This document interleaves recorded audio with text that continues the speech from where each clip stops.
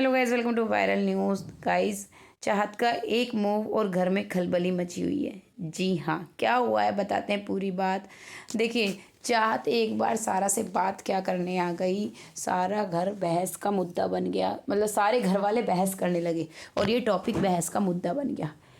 Actually आप जानते हैं, सारा और चाहत के बीच में मतलब ऐसे वाला है कि बनती तो ज़्यादा कुछ चाहत की तरफ से है, लेकिन सारा तो पीछे से बैक बिचिंग बहुत ज़्यादा करती है, आप जानते हैं। लेकिन नॉमिनेशन में ऐसा ही है, कभी एक दूसरे को नॉमिनेट नहीं करती हैं। यहाँ पर जो सारा है वो भी लगातार रजत के उकसाने के बाद भी वो चाहत को नॉमिनेट नहीं करी है अभी तक। तो इनकी दोस्ती रहती ही रहती है और कुछ होता भी है ऊपर नीचे तो कॉर्डियल रहते ही हैं। लेकिन अभी इनका लास्ट वीक झगड़ा हुआ है, बहस हुई है। चाहत की तरफ से कोई बदतमीज़ी नहीं हुई, लेकिन सारा पीछे से बहुत गंदा गंदा बोली है इन सब के साथ, पूरे ग्रुप के साथ मिलकर।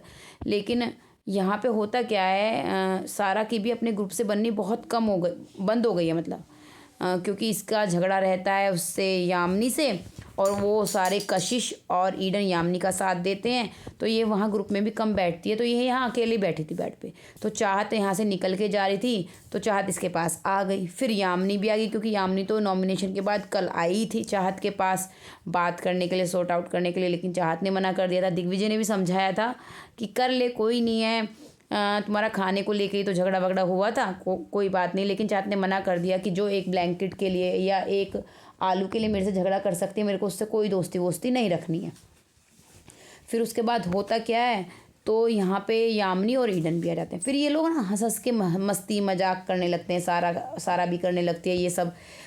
भाई पूरे घर में ऐसे उफान सा आ जाता है। सबसे पहले तो अविनाश और वो आते हैं, वहीं पे लेटे होते हैं ना, ईशा। अविनाश कहता है ये कौन से समीकरण बदल रहे हैं जो हमें नहीं पता है, और फिर कहने लगता है क्या हो रहा है ये वो। तो चाहत कहती है नहीं नहीं, कोई समीकरण नहीं बदल रहे हैं, क्योंकि मैं उसके नॉमिनेशन से पहले नहीं आई थी, मैं नॉमिनेट होने के बाद आई हूँ, है ना।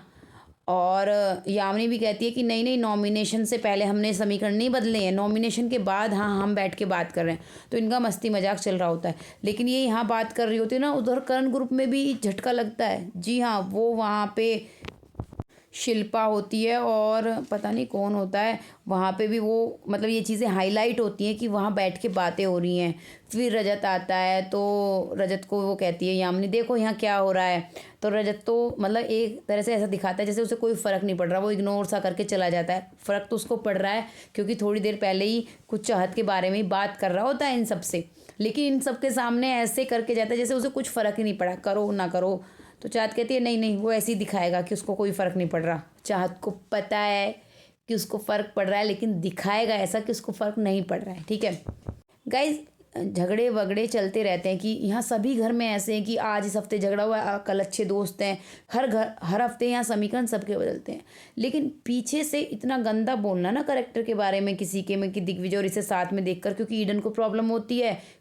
खैर कशिश तो यहाँ पे हिस्सा थी नहीं, क्योंकि कशिश से तो बनने वाली है ही नहीं, और कशिश को प्रॉब्लम होती है और वो गंदा गंदा बोलते हैं, सारा भी साथ निभाती है। सामने ये बहुत अच्छा अच्छा बोलते हैं, तो ये ना बहुत फेक लगते हैं कि यार कैसे लोग हैं कि दूसरे इंसान का सिर्फ यूज़ करने के लिए सामने अच्छा बनते हैं।